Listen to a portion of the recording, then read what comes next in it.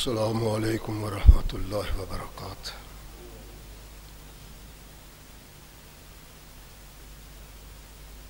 الحمد للہ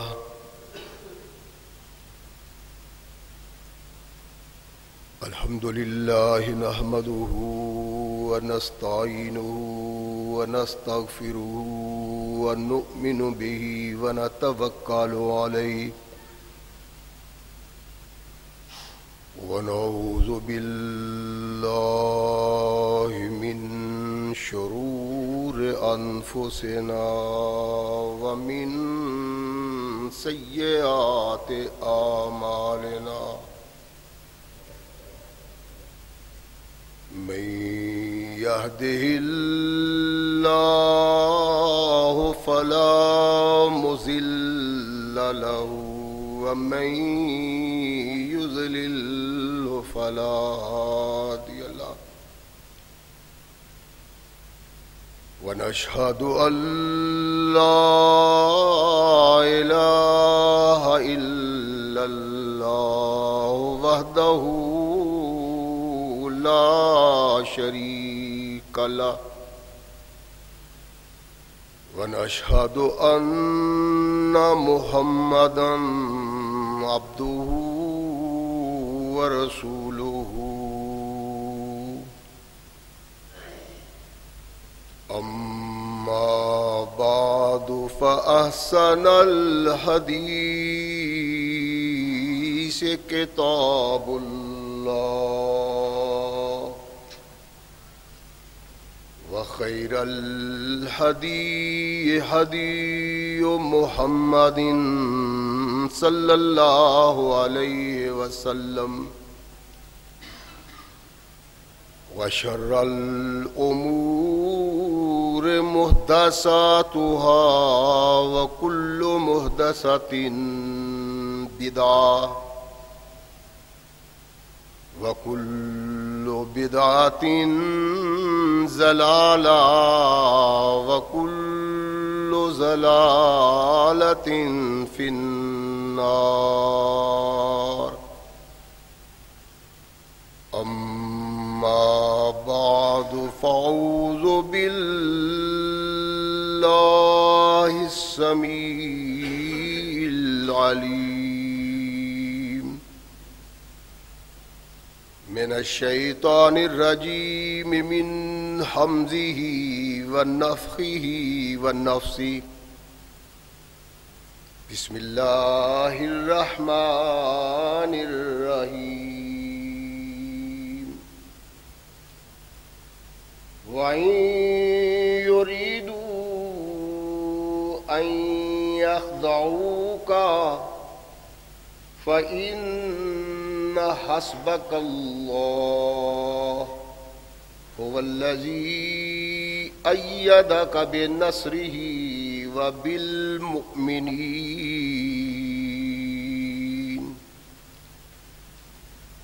صدق الله مولانا العظيم وصدق رسوله النبي الكريم۔ ہر قسم کی حمد و ثنا، تعریفات و توصیفات اس خالق و مالک کے لیے ہیں جس نے ساری کائنات کو تخلیق دیا اور اس کی حسن و آبادی کے لیے حضرت انسان کو تخلیق فرمایا۔ کروڑوں درود و سلام اس ہستی اقدس و مقدس پہ کہ جس کا نام نامی اسم گرامی ہے محمد۔ لاکھوں رحمتیں ان نفوس قدسیہ پہ کہ جنہوں نے سرور کائنات علیہ الصلاۃ والسلام سے اس ضابطۂ حیات کو وصول کیا اور اس کو ہم تک پہنچانے کے لیے اپنا تن من دھن قربان کر دیا۔ اللہ کی یہ بہت بڑی کرم نوازی ہے کہ اس نے اس ضابطۂ حیات کو ہم تک پہنچانے کے لیے ایسے مضبوط ذرائع اور اسباب استعمال فرمائے کہ ان کی موجودگی میں ہم ببانگ دہل کہہ سکتے ہیں کہ یہ ضابطۂ حیات جو آج قرآن کی صورت میں ہمارے ہاتھوں میں موجود ہے، یہ وہی ضابطۂ حیات ہے جو آج سے کم و بیش 1450 سال پہلے نبی کائنات رسول ثقلین حضرت محمد رسول اللہ صلی اللہ علیہ وآلہ وسلم پہ انسانوں کی رشد و ہدایت کے لیے نازل ہوا۔ اللہ کی اس کرم نوازی پہ ہم جس قدر بھی اس کا شکریہ ادا کریں، کما حق کا ہو اس کا شکریہ ادا نہیں ہوتا، اس لیے کہ یہ ضابطۂ حیات وہ دستور المتقی ہے کہ اگر انسان اس سے تعلق پیدا کر لے تو یہ قرآن اس کی دنیاوی زندگی میں ایک عظیم انقلاب پیدا کر دیتا ہے،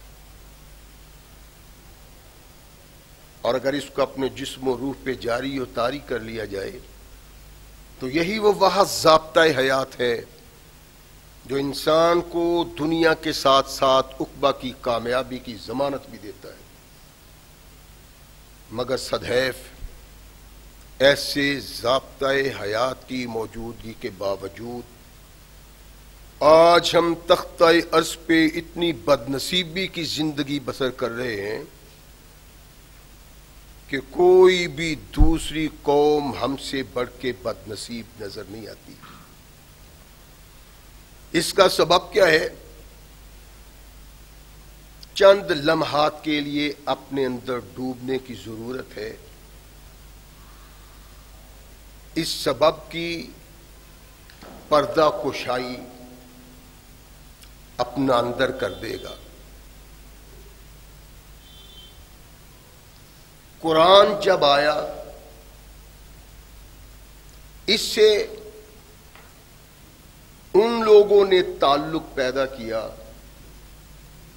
جو بدو اور جاہل تھے، ان لوگوں میں قرآن نے وہ انقلاب پیدا کیا کہ جس کی نظیر آدم سے لے کر محمد رسول اللہ صلی اللہ علیہ وسلم تک پہلے کہیں نہیں تھی، اور اس وقت سے لے کر آج تک، اور کہا جا سکتا ہے کہ آج سے لے کر قیامت تک ایسی نظیر پیدا نہیں ہوگی۔ لیکن یہ ہوئی کیسے؟ یہ انقلاب تب آیا جب انسان نے اس قرآن سے رابطہ پیدا کیا، تعلق پیدا کیا، اور پھر اس میں ڈوب گیا۔ یا قرآن یا مسلمان، ساری کائنات کے رابطے ختم کر دیے، سارے علم کو خیر بات کہہ دیا، ایک پیش نگاہ رہا اللہ کا قرآن اور محمد رسول اللہ کا فرمان۔ کامیابی کا سفر طے ہوا، شروع ہوا، پھر یہ سفر چلتا ہی رہا یہاں تک کہ جن کو زمین پہ چلنے کا سلیقہ شعور نہ تھا وہ آسمان کی پنہائیوں تک پہنچے عزت و وقار کے لحاظ سے۔ رحمت کائنات محمد رسول اللہ صلی اللہ علیہ وسلم کو اللہ نے ارشاد فرمایا کہ میرے محبوب، اگر یہ تیرے قرب و جوار میں بسنے والے لوگ تجھے فریب کرتے ہیں، تجھے دھوکہ دیتے ہیں، تو پریشانی کی ضرورت نہیں ہے۔ کیوں؟ فرمایا تیرے لیے اللہ کافی ہے، حسبک اللہ هو الذی ایدک بنصرہ، جس نے تیری مدد کا بیڑا اٹھایا ہے، وبالمؤمنین، اور وہ لوگ جو تیرے ہاتھ پہ اللہ کی توحید کی بیعت کرتے ہیں۔ یعنی رسول اللہ صلی اللہ علیہ وسلم کو اللہ نے جو تسلی دی ہے محض اس بنا پہ نہیں کہ حسبک اللہ، حالانکہ دراصل یہی ہے، جس کا تعلق اللہ سے ہو جائے اور جس کی تائید اور مدد میں اللہ ہو تو اس کو کسی دوسرے کی ضرورت نہیں رہتی۔ لیکن اللہ نے یہاں وبالمؤمنین بھی ارشاد فرمایا ہے، اس کا دراصل مقصد یہ ہے کہ آمنوا کما آمن الناس، ہمیں بتلانا کہ اس ایمان کا اظہار کرو جو محمد کے صحابہ نے کیا تھا۔ اس چیز نے ان کو آسمان تک پہنچایا اور اس اعراض نے ہمیں زمین کی تنہائیوں پہ پہنچا دیا ہے۔ رحمت کائنات محمد رسول اللہ صلی اللہ علیہ وسلم نے جب اللہ کی توحید کی طرف لوگوں کو دعوت دی، وہاں وہ لوگ تھے جو توحید سے آشنا نہ تھے، ان کی سمجھ میں نہیں آتا تھا، ان کے فکر میں نہیں آتا کہ اللہ ایک یہ ساری کائنات کا نظام تنہا ایک ہی چلا رہا ہے، اپنی سمجھ میں نہیں آتا۔ لیکن قرآن سے جوں جوں رابطہ ہوا، رحمت کائنات کی تعلیم کے ساتھ آگاہی ہوئی، تو پھر انسان کو پتا چلا کہ دراصل انسان وہی کامیابی اور کامرانی کی زندگی بسر کر سکتا ہے جو محمد کی آواز پہ لبیک کہتا ہے۔ اصحاب رسول نے اللہ کے نبی محمد رسول اللہ صلی اللہ علیہ وسلم کی آواز پہ لبیک کہا، اور پتہ ہے کون لوگ محمد رسول اللہ سے وابستہ ہوئے؟ اللہ کے نبی کے وہ دشمن جو نام سننا گوارا نہیں کرتے تھے۔ تعلق پیدا ہوا رسول اللہ صلی اللہ علیہ وسلم سے، پھر ان میں انقلاب کیا آیا؟ 8 ہجری تک لوگ منتظر تھے کہ محمد پہ ایمان لائیں یا نہ لائیں، لائیں تو کس بنا پہ؟ ان کے سامنے ایک چیز تھی کہ اگر محمد اللہ کا سچا نبی ہے صلی اللہ علیہ وسلم تو پھر وہ وقت ضرور آئے گا کہ وہ مکہ پہ قابض ہو جائے، مکہ کو فتح کر لے۔ اس لیے کہ اس زمین کو آج تک کسی طاقت نے فتح نہیں کیا۔ جو اس نیت سے آیا، جو اس بنا پہ آیا، اللہ نے اس کو چشم کائنات کے لیے عبرت بنا دیا، اور وہ لوگ ساری دنیا کے سامنے تھے۔ یہی سبب تھا کہ وہ اس بات کے منتظر تھے کہ یہ بڑھتا ہوا قافلہ کیا یہاں بھی پہنچتا ہے کہ نہیں۔ اور پھر جب انسان نے دیکھا کہ رحمت کائنات محمد رسول اللہ صلی اللہ علیہ وسلم نے اس مقام کو بھی فتح کر لیا جو بنیاد تھا کہ یہاں تک کوئی نہیں پہنچ سکتا، تو پھر لوگ اللہ کے نبی کی طرف بڑھنا شروع ہوئے۔ ہر طرف غلغلہ ہوا اسلام کا، اسلام کی حقانیت لوگوں کے دلوں میں داخل ہوئی، تو لوگ چوک در چوک اسلام کی طرف بڑھتے ہیں۔ 8 ہجری کے بعد 9 ہجری کو عام الوفود کا سال کہتے ہیں، اس لیے کہ دور دراز سے لوگ وفدوں کی صورت میں محمد رسول اللہ کے پاس آتے ہیں اور توحید و رسالت کی بیعت کرتے ہیں۔ کائنات کے آقا محمد رسول اللہ صلی اللہ علیہ وسلم مکہ کو فتح کرتے ہیں، حنین کو فتح کیا اور علاقوں پہ توحید و رسالت کا پرچم لہرایا، لیکن ایک مقام وہ تھا جو کائنات کے آقا محمد رسول اللہ صلی اللہ علیہ وسلم کی دسترس میں نہیں آیا، وہ طائف کا علاقہ تھا۔ بڑے اکھڑ لوگ، بہت بڑے دشمن، یہ وہ علاقہ تھا جہاں رحمت کائنات محمد رسول اللہ ان کو توحید کا سبق سکھانے کے لیے قلم رکھتے ہیں، تو انہوں نے کائنات کے آقا محمد رسول اللہ صلی اللہ علیہ وسلم پہ پتھراؤ کیا، اتنا پتھراؤ کہ اللہ کے نبی زخمی ہو کے گر گئے اور رحمت کائنات بے ہوش ہو گئے۔ تبصر اڑاتے ہیں تعلیم اسلام کا اور قائد اسلام کا۔ پھر مکہ فتح ہوا، حنین پہ طوفان آیا اسلام کا، لیکن یہ لوگ مفتون نہیں ہوئے، انتہائی بغض ہے، دشمنی ہے اسلام اور قائد اسلام سے۔ رحمت کائنات محمد رسول اللہ صلی اللہ علیہ وسلم مکہ سے مدینہ واپس چلے گئے ہیں، اس دلوں کے پھیرنے والے نے ان لوگوں کے دلوں کو پھیر دیا۔ تلوار نہیں پھیر سکی، مجاہد نہیں پھیر سکے، دباؤ سے نہیں پریشان ہوئے، اللہ نے ان کے دل کو پھیر دیا تھا۔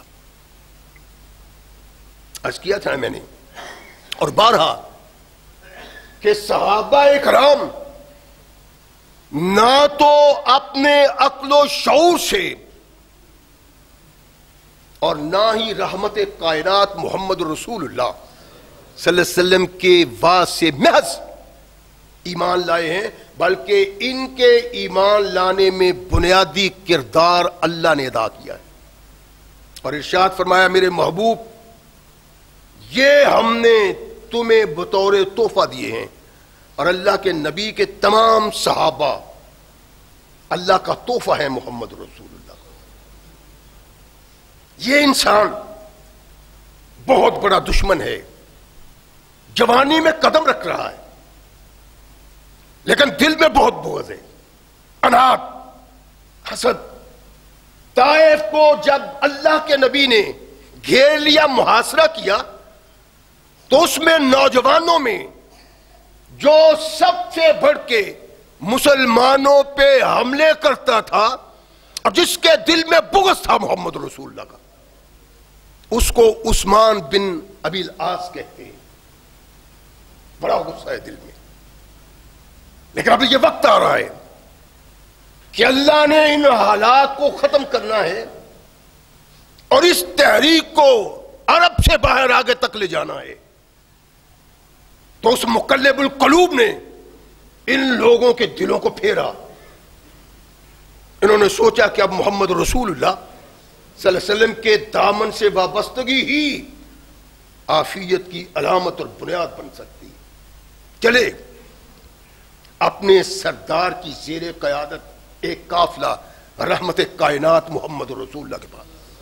ان کی سوچ کیا تھی، ان کی فکر کیا تھی، یہ کیا سوچ و بچار کر رہے تھے؟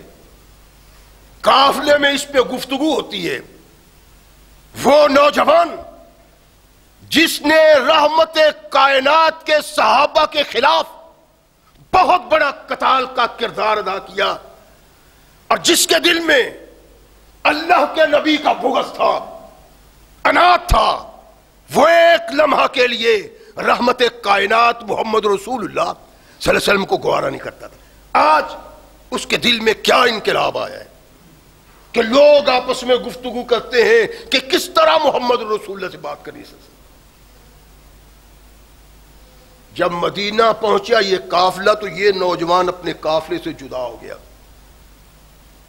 رحمت کائنات محمد رسول اللہ صلی اللہ علیہ وسلم کے حضور حاضر ہوا، اللہ کے نبی میں طائف کا رہائشی ہوں، جن کا وفد مدینہ میں آج آیا ہے،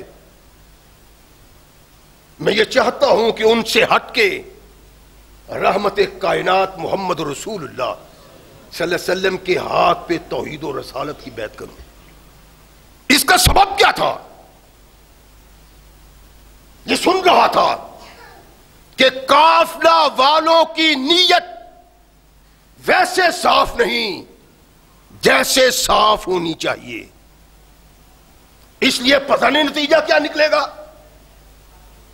میں تنہا محمد رسول اللہ کی بیعت کرتا ہوں.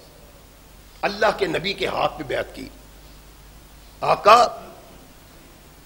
اگر آپ مناسب چاہیں تو مجھے قرآن کی تعلیم دیں، قرآن پڑھائیں. وفد سے ہٹ کے یہ جوان رانا رحمت کائنات محمد رسول اللہ صلی اللہ علیہ وسلم کے پاس آتا اور خواہش کا اظہار کرتا ہے مجھے قرآن پڑھائیں.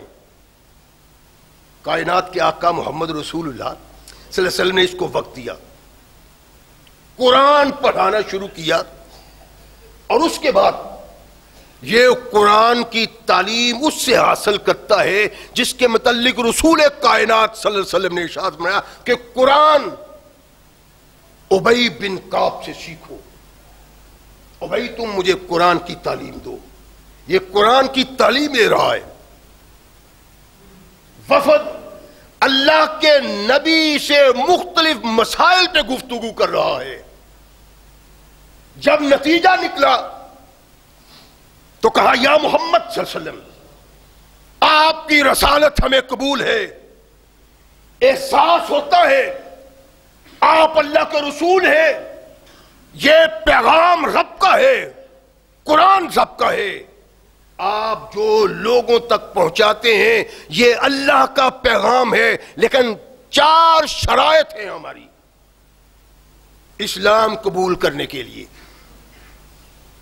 متاثر ہے، دل گواہی دیتا ہے، لیکن ہماری بھی ماننی پڑے گی. رحمت کائنات محمد رسول اللہ صلی اللہ علیہ وسلم نے ارشاد فرمایا تمہاری کیا ہے؟ کہنے لگے پہلی یہ ہے کہ ہم نماز نہیں پڑھیں گے. دوسری کہا کہ ہم شراب نہیں چھوڑ سکتے. تیسری سود سے ہمیں منع نہیں کرنا. چوتھی ہم نے جہاد آپ کی قیادت میں نہیں کرنا، لڑائی نہیں کرنی. رحمت کائنات محمد رسول اللہ صلی اللہ علیہ وسلم ان سے مخاطب ہوئے، ارشاد فرمایا کہ سنو تمہاری پہلی 3 باتیں جو ایمان لانے کی شرائط میں سب سے آگے ہیں وہ محمد کو قبول نہیں ہے. ایمان لانا ہے تو لاؤ، نہیں تو تمہاری مرضی. کوئی بھی انسان محمد پہ ایمان لانے والا، توحید و رسالت کی بیعت کرنے والا اگر یہ سمجھتا ہے کہ وہ عدم ادائیگی نماز پہ مومن کہلانے کا حقدار ہے تو یہ محمد کی شریعت میں گنجائش نہیں ہے. کیا کہا اللہ کے نبی نے کہ بے نمازی کی گنجائش نہیں اسلام میں. اپنے دل و دماغ میں ان چیزوں کو نقش کرنے کی ضرورت ہے. ہم سب کچھ کرتے ہیں لیکن اگر توجہ نہیں تو اس عمل کی طرف توجہ نہیں جس میں نہ محنت کرنی پڑتی ہے، نہ مشقت کرنی پڑتی ہے، نہ پیسہ خرچ کرنا پڑتا ہے، نہ وقت کرنا پڑتا ہے. اپنی عورتوں اولاد کو دن رات دنیا کی پڑھائی کے لیے ہم خرچ کرتے ہیں، مال و زر سختی کرتے ہیں، لیکن کبھی کسی نے یہ اس طرح توجہ نہیں دی، یہ سوچ پیدا نہیں کی کہ اللہ کے نبی نے جب ضرورت تھی افراطی قوت کی تو کائنات کے آقا محمد رسول اللہ صلی اللہ علیہ وسلم نے اس وقت ارشاد فرمایا کہ جو یہ سمجھتا ہے کہ وہ اسلام لانے کے بعد نماز ادا نہیں کرے گا تو وہ محمد کے دین میں نہ آئے. اس کی محمد کو ضرورت نہیں ہے صلی اللہ علیہ وسلم. کیا خیال ہے آپ کا؟ رحمت کائنات محمد رسول اللہ صلی اللہ علیہ وسلم نے جو اس وقت ارشاد فرمایا تھا، آج جس کا دادا مسلمان ہے، جس کا باپ مسلمان ہے، جس کی ماں مسلمان ہے، وہ مسلمان باپ کا بیٹا مومن ماں کا دودھ پیتا ہے اور پھر بھی بے نمازی، یہ گوارا ہے؟ کائنات کے آقا محمد رسول اللہ صلی اللہ علیہ وسلم نے وضاحت کی تھی کہ من ترک الصلاۃ متعمدا فقد کفر۔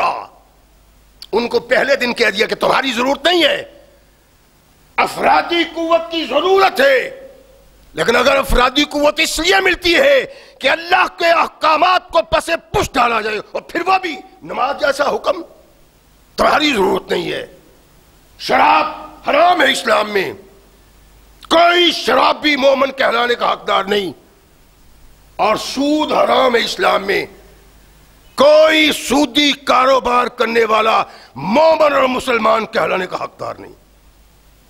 رہی بات جہاد کی تو ٹھیک ہے، تمہیں آزادی ہے، دل چاہے تو کرو، نہ دل چاہے تو نہ کرو۔ افرادی قوت کی کیوں ضرورت تھی؟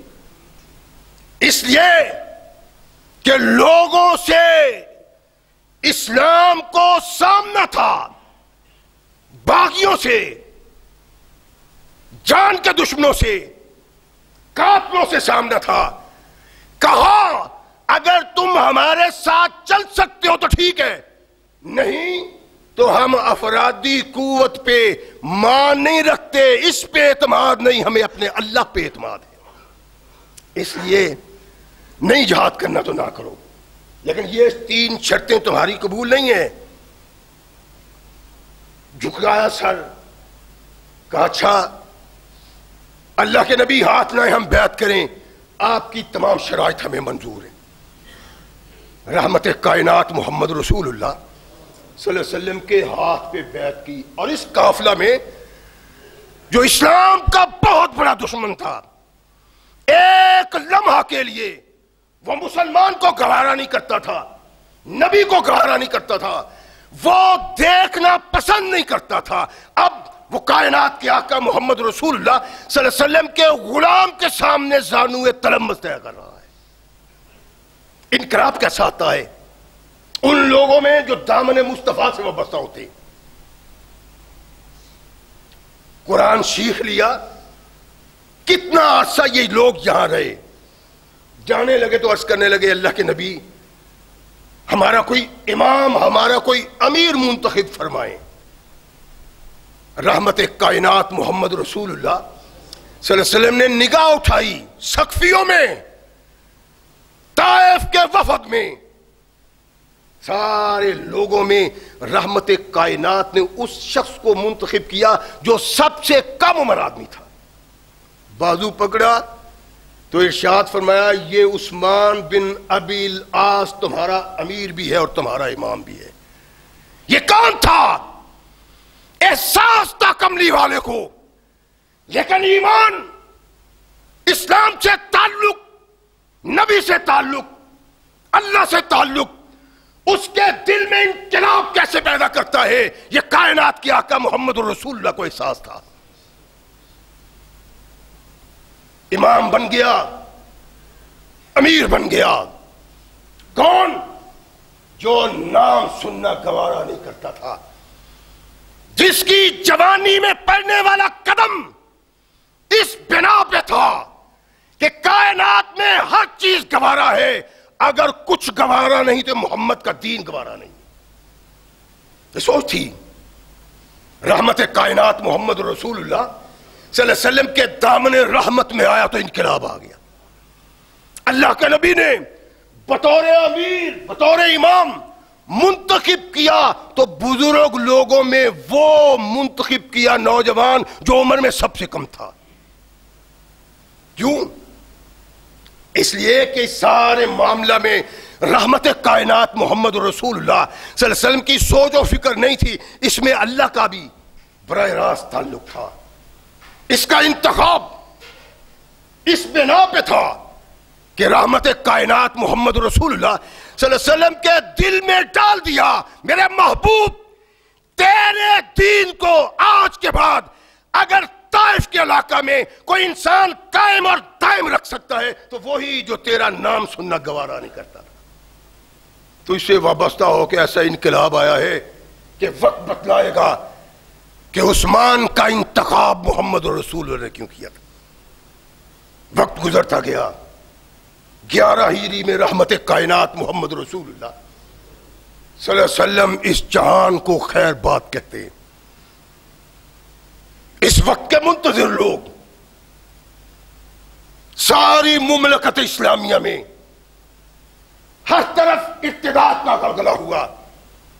مشرق سے خبر آتی ہے لوگ مرتد ہو گئے، مغرب سے خبر آتی ہے، جنوب سے خبر آتی ہے، شمال سے خبر آتی ہے، اور ہر طرف سے یہ خبریں پہنچ رہی ہیں. مسلمان پریشان ہیں، وہ مومن جو دراصل مومن تھے. طائف میں جب یہ ہوا پہنچی تو اس نوجوان نے کھڑا ہو کے اپنے ساتھیوں کو مخاطب کیا کہ کنتم اول الناس اسلاما.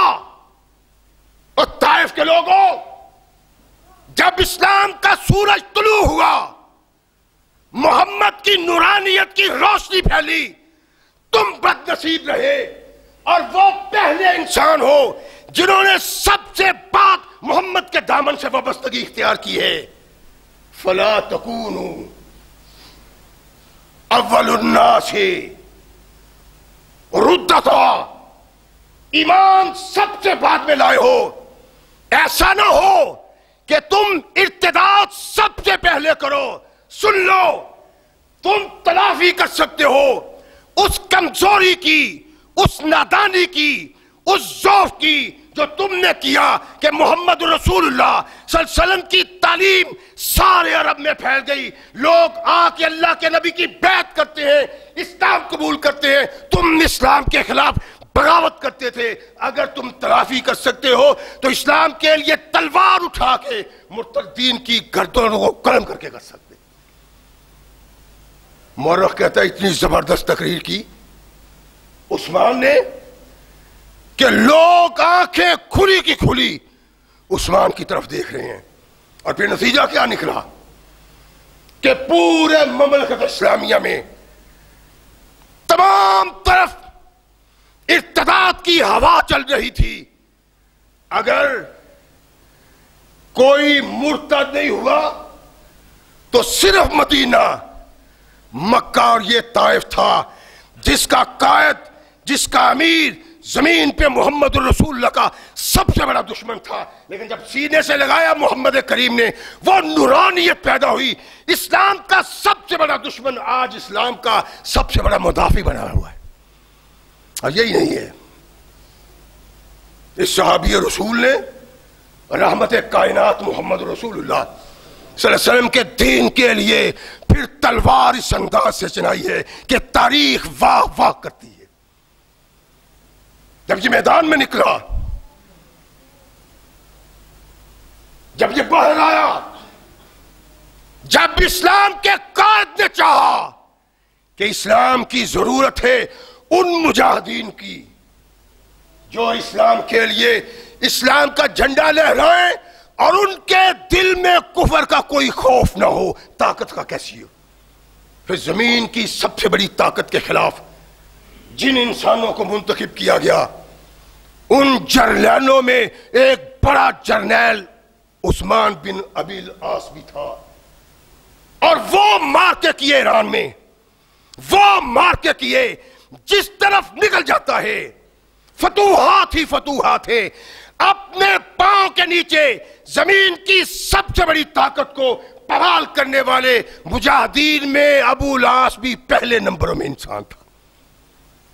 دشمن آقا کائنات محمد رسول اللہ کا، جس نے ساری زندگی نبی کائنات کی دشمنی میں بسر کی. جب وہ محمد رسول اللہ کے دامن سے وابستہ ہوا تو ساری کائنات کو ٹھکرا کے اسی دین کی علم برداری کے لیے عرب سے نکلا، عجم پہ پہنچا، اور اس کی داغ عجم کے کافروں کے دلوں میں چھا گئی. یہ کائنات کے آقا محمد رسول اللہ صلی اللہ علیہ وسلم سے تعلق کی بنیاد پہ تھا. ہمارا تعلق نہیں ہے. ہم رسول اللہ کے دامن سے وابستہ نہیں.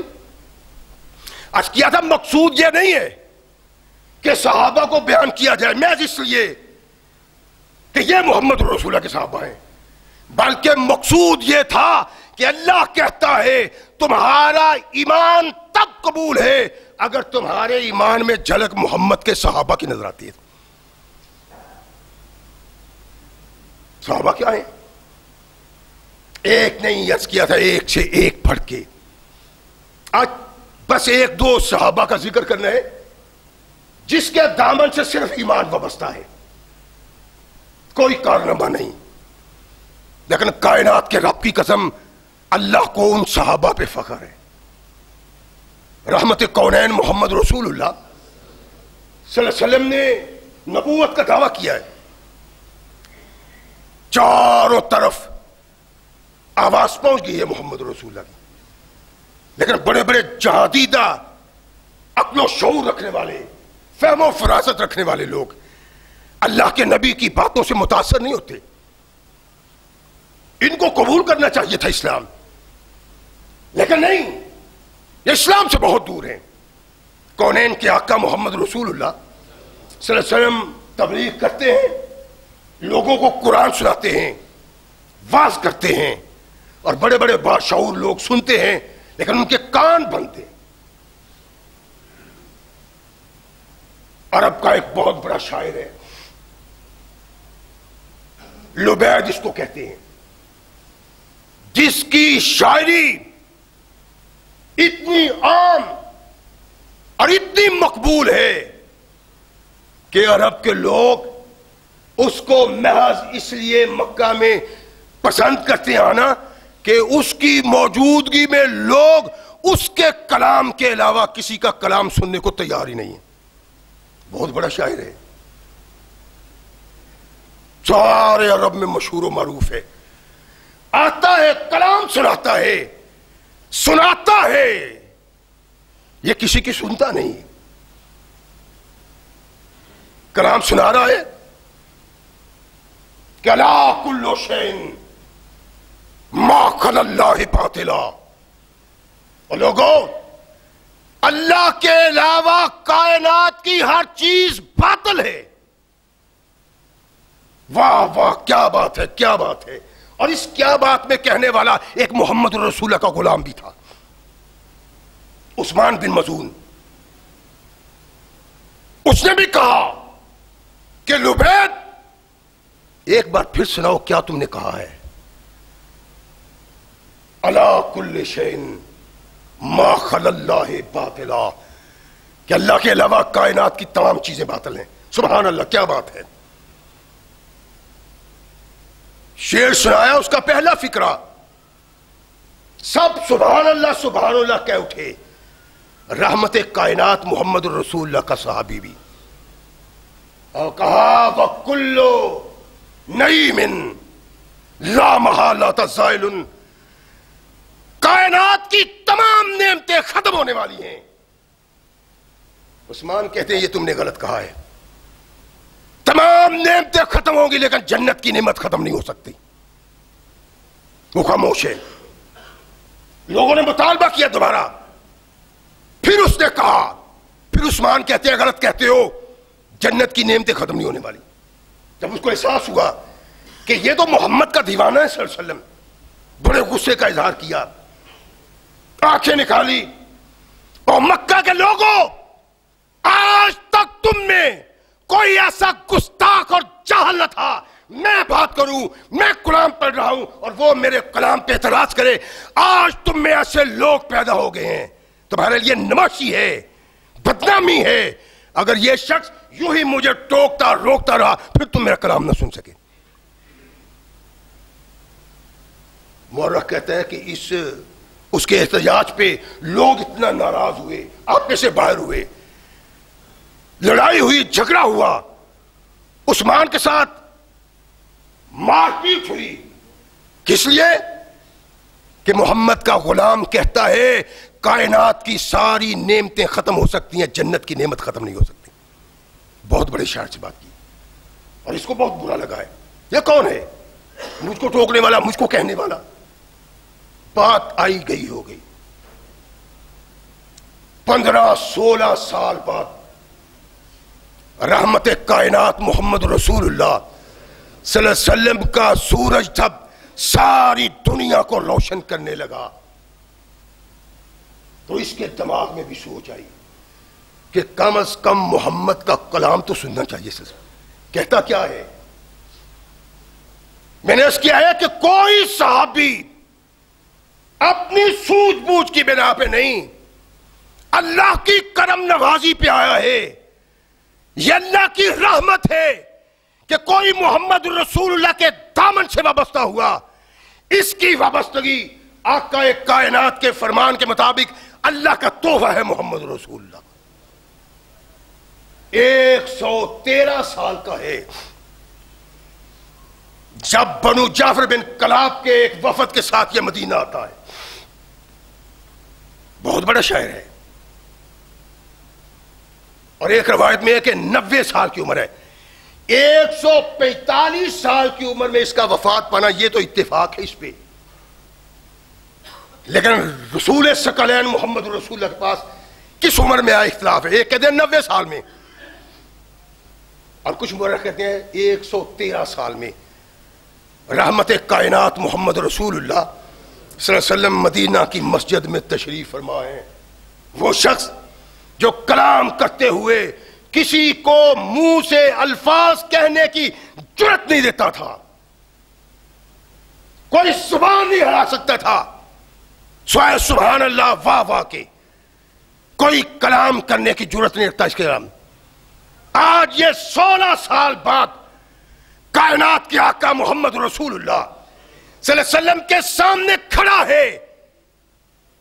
الفاظ محمد رسول اللہ کے منہ سے نکلتے ہیں، سر جھکا کے محمد رسول اللہ کی باتیں سن رہا ہے. کلام وہ جس کو سننے پہ مکہ اور عرب کے کافر مجبور تھے، وہ لبید کا کلام تھا، اور جس کی مجلس میں کسی کو اونچا سانس لینے کی اجازت نہیں تھی، آج وہ محمد رسول اللہ کے سامنے بات کھڑا ہے.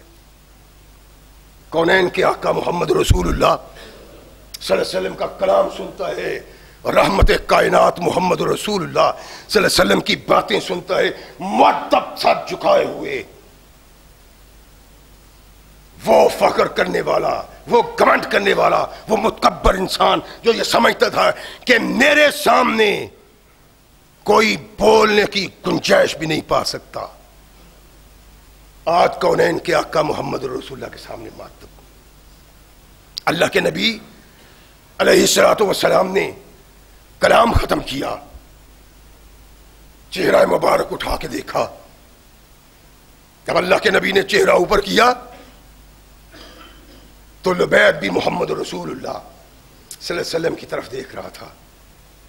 اس شاعر نے جس کو اپنے کلام پہ ناز تھا، یا محمد ہاتھ نکالیں. کیا ہوا ہے؟ آج عرب کا سب سے بڑا صاحب کلام آدمی اپنے کلام کو محمد کے کلام پہ قربان کر رہا ہے. کونین کے آقا محمد رسول اللہ صلی اللہ علیہ وسلم کے ہاتھ پہ بیعت کی، اسلام کی. دن گزرتے گئے، اللہ کے نبی کے ایام گزر گئے، صدیق اکبر کے ایام گزر گئے، فاروق اعظم کا دور آیا. ایک دن یاد آیا کہ لبید عرب کا بہت بڑا شاعر اور کلام کا بادشاہ، جس کے شعر کو سن کے آقا کائنات بھی سبحان اللہ کہہ اٹھے تھے. الا کل شیء ما خلا اللہ باطلا. ارشاد فرمایا اگر شاعروں میں سے کسی کا بہت بہترین کلام ہے تو وہ لبید کا کلام ہے. رحمت کونین محمد رسول اللہ صلی اللہ علیہ وسلم بھی اس کے کلام کی تعریف کرتے تھے، لیکن اس نے اپنے کلام کو محمد کے کلام پہ قربان کر کے یہ بتلا دیا کہ کائنات میں کوئی انسان محمد جیسا نہیں ہے. یہ ایمان فاروق اعظم کے کتنے سال گزر گئے، ایک دن یاد آیا کہ لبید شاعر بہت بڑا تھا اور لوگ اس کو سلام کرتے تھے، ملک الشعراء کہتے تھے. اس کے شعر سننے کے لیے لوگ اس کے پاس جاتے، جہاں یہ جاتا ساری دنیا اکٹھی ہو جاتی کہ لبید آیا ہے. فاروق اعظم نے پیغام بھیجا کہ لبید، اسلام قبول کر لینے کے بعد تو نے کون سا شعر کہا ہے؟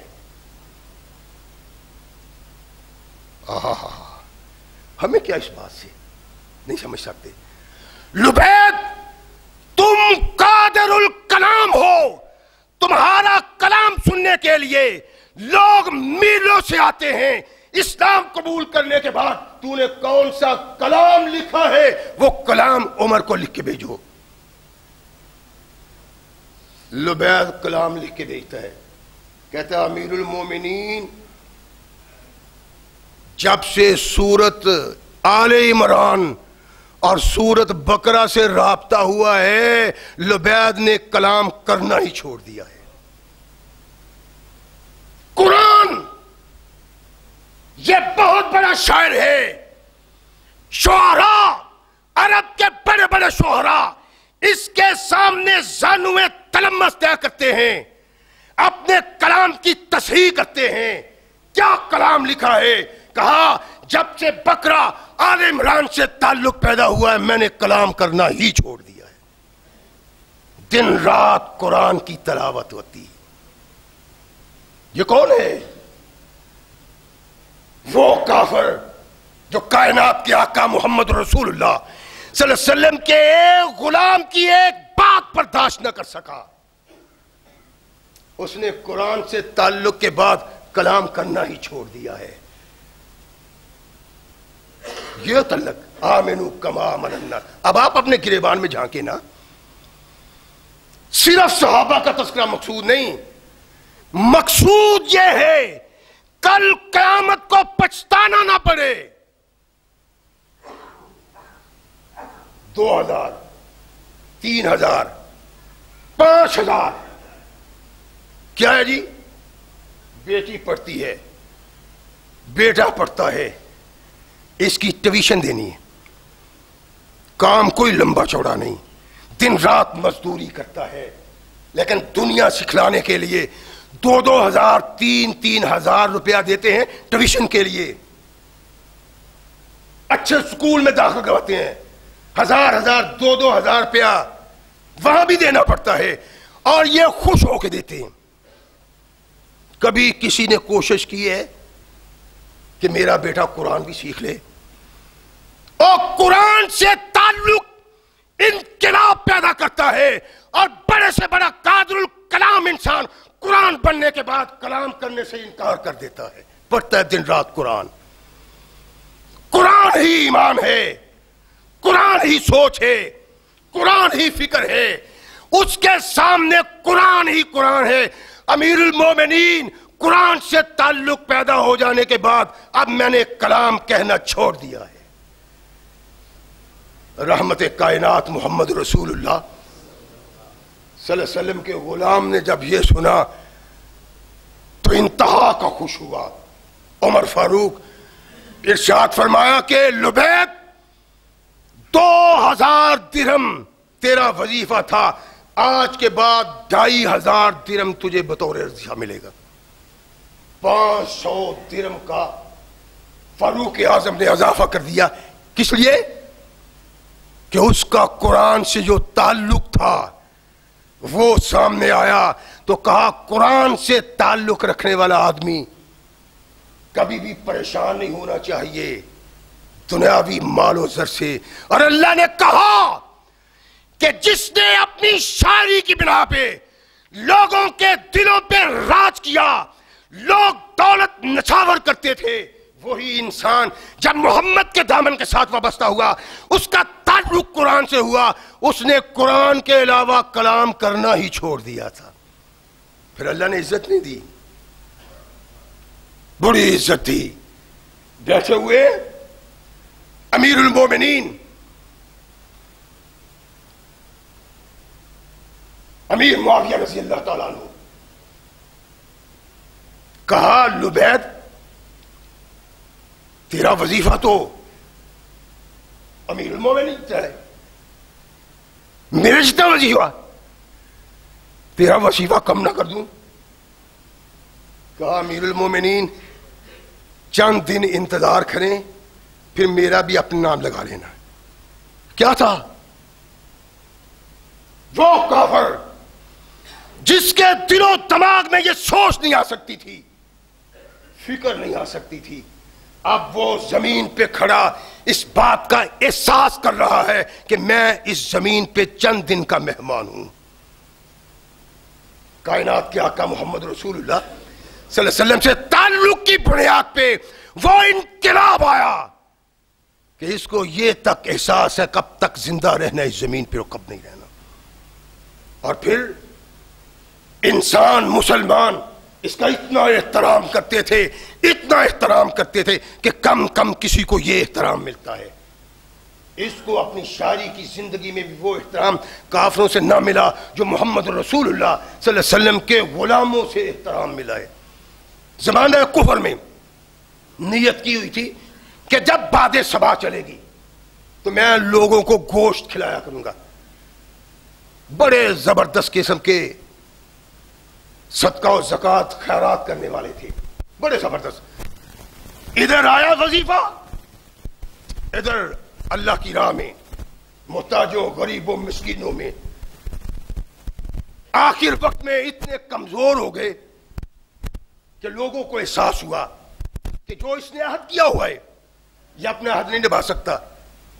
پھر الاستیاب میں علامہ ابن عبد البر رحمہ اللہ علیہ لکھتے ہیں کہ لوگوں نے جب باد صبا چلتی تھی لوگ پیسے اکٹھے کر کے جانور لا کے لبید کے سامنے رکھتے تھے کہ اپنی نظر پوری کرتے رہو۔ یہ وہ چیز ہے جو نبی کے دامن سے وابستہ ہونے کے بعد انسان میں پیدا ہوتی ہے، اور لوگ اس کو سلام کرتے ہیں۔ ایک یہ بھی دشمن ہے، بہت بڑا دشمن۔ کعب بن زہیر بھائی کے ساتھ چلا اپنے وطن سے، مختصر کروں، اپنے بھائی کے ساتھ سفر کیا ابرک کے مقام پہ۔ بھائی کہتا ہے کہ کعب تم یہاں ٹھہرو، میں دیکھ کے آؤں مدینہ میں وہ صاحب قریش کیا کہتا ہے، اس کی تعلیم کیا ہے۔ آئے اللہ کے نبی محمد رسول اللہ کے ہاں، تاریخ کی دو روایات ہیں۔ ایک تو یہ ہے کہ یہ دیکھنے کے لیے کہ محمد کیا کہتے ہیں صلی اللہ علیہ وسلم، ایک یہ تھا کہ دونوں بھائیوں نے یہ مشورہ کیا تھا کہ کسی بہانے محمد کو قتل کر دیا جائے صلی اللہ علیہ وسلم۔ یہی سوچ کی بنا پہ آئے تھے۔ مورخ جو بھی کہتا ہے، آئے رحمت کائنات محمد رسول اللہ صلی اللہ علیہ وسلم کے سامنے بیٹھے، اللہ کے نبی کے منہ سے باتیں سنی تو پھر اٹھ کے واپس جانے کو دل نہیں چاہا۔ رحمت کائنات محمد رسول اللہ صلی اللہ علیہ وسلم کے دستے حق پرست پہ بیعت کر لی۔ ادھر بھائی کو پتا چلتا ہے کعب نے محمد کو رہنما مان لیا ہے۔ کعب بھی بہت بڑا شاعر ہے، اس کا باپ زہیر بھی بہت بڑا شاعر۔ زہیر ان شاعروں میں سے تھا جس کے کلام کو سونے کے پانی سے لکھ کے کعبۃ اللہ میں لٹکایا جاتا تھا، اتنا بڑا شاعر تھا، اور اتنے لوگ اس کی پرستش کرتے تھے اس کے کلام کی۔ اس کا بیٹا تھا، اس نے اپنے بھائی کو کلام لکھ کے بھیجا جس میں صدیق اکبر رضی اللہ تعالیٰ عنہ کو گالیاں دی تھیں، اور رحمت کائنات محمد رسول اللہ صلی اللہ علیہ وسلم کو کس نے؟ کعب بن زہیر نے۔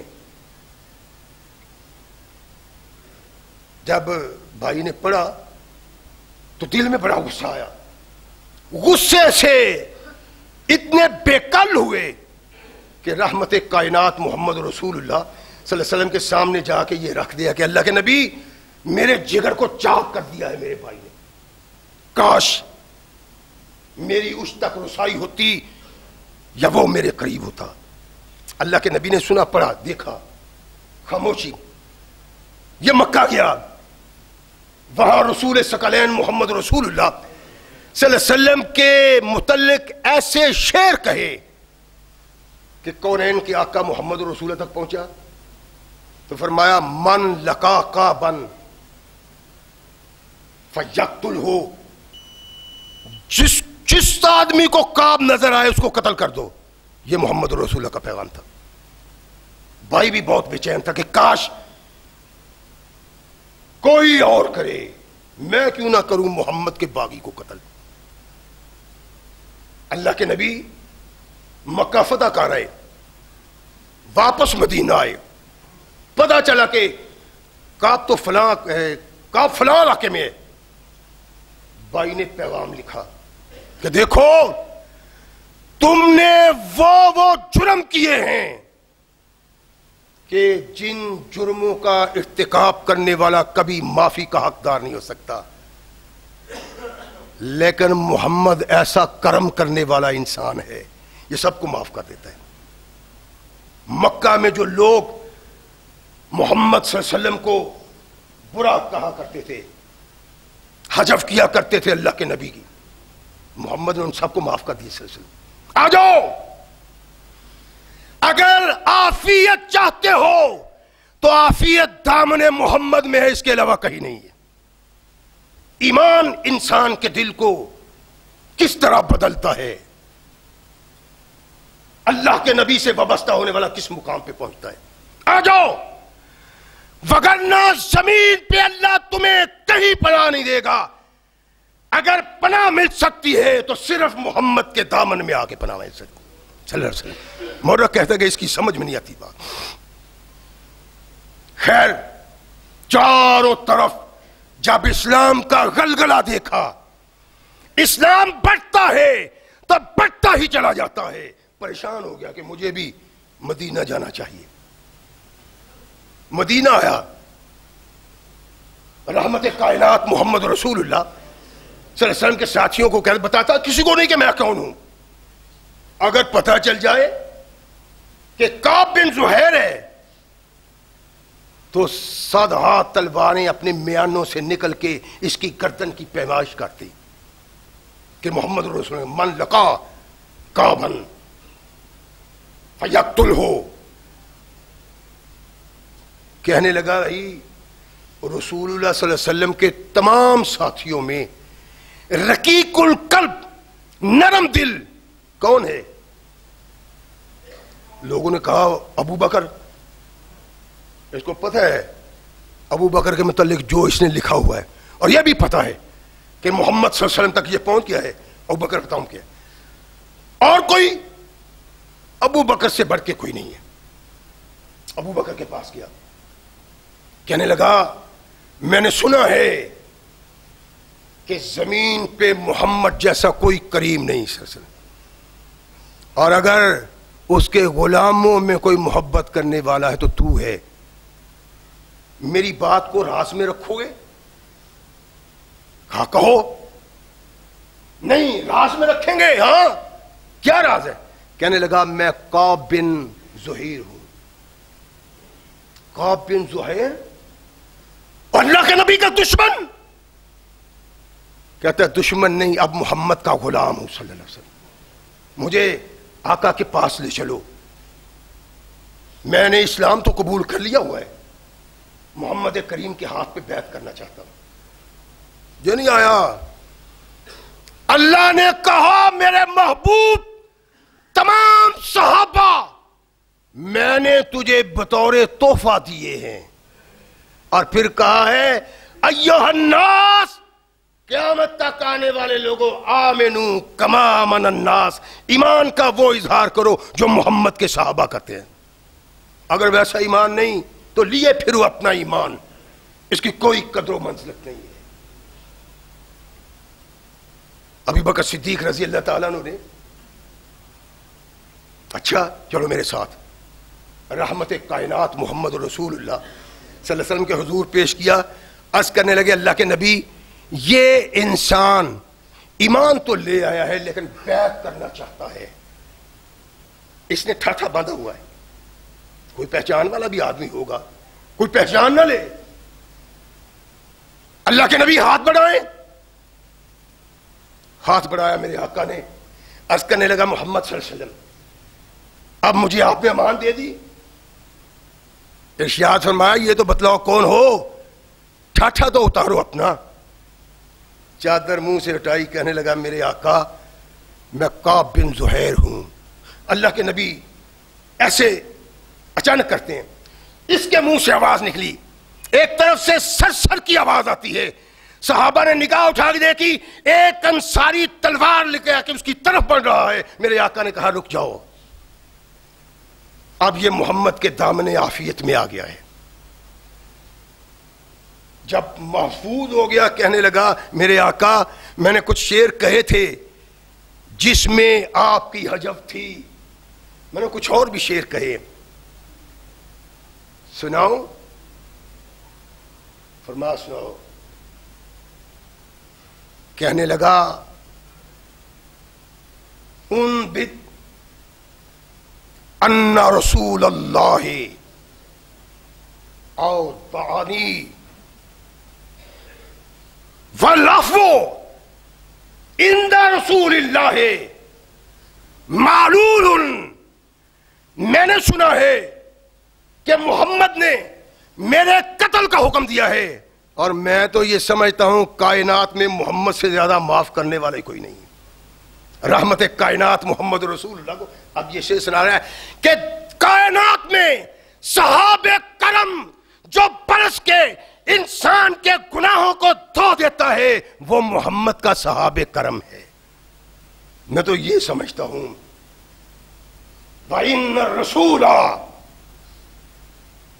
لَنُورٌ يُسْتَضَافُ بِهِ مُحَنَّدٌ من سیوف اللہ سلول, کہ محمد صلی اللہ علیہ وسلم ایک ایسی روشنی ہے جس سے کائنات میں روشنی پھیلائی جاتی ہے, اور یہ اللہ کی تلواروں میں سے ہندی برہنہ تلوار ہے محمد کی صورت میں. رحمت کائنات محمد رسول اللہ. یہ سنتے ہیں کلام ختم ہوا, کائنات کے آقا نے اپنی چادر کندھوں سے اٹھائی اور اس کے کندھوں پہ رکھ دی. یہ چادر ہے رحمت کائنات محمد رسول اللہ کی.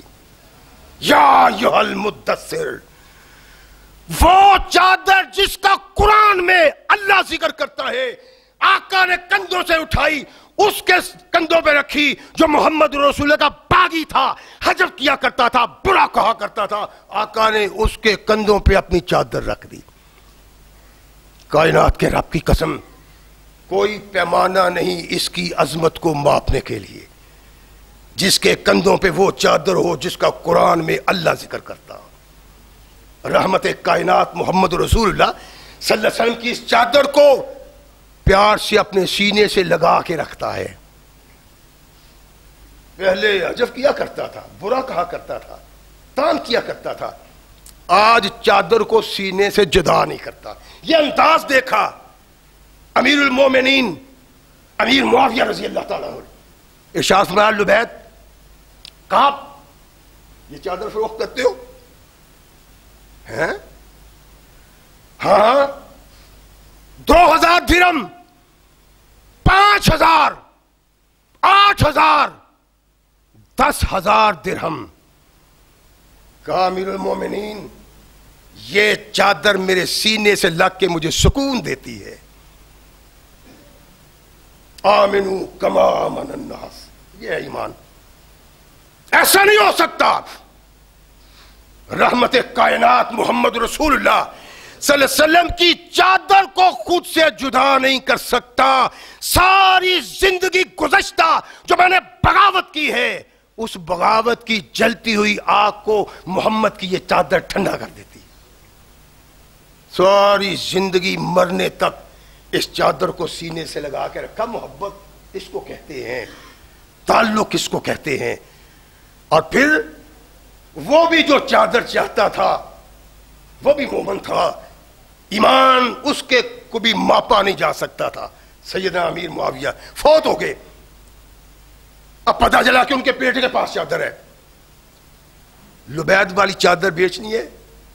نہیں, لے لو. 10,000 درہم تیرے باپ کو کہا تھا, نہیں دینا جی.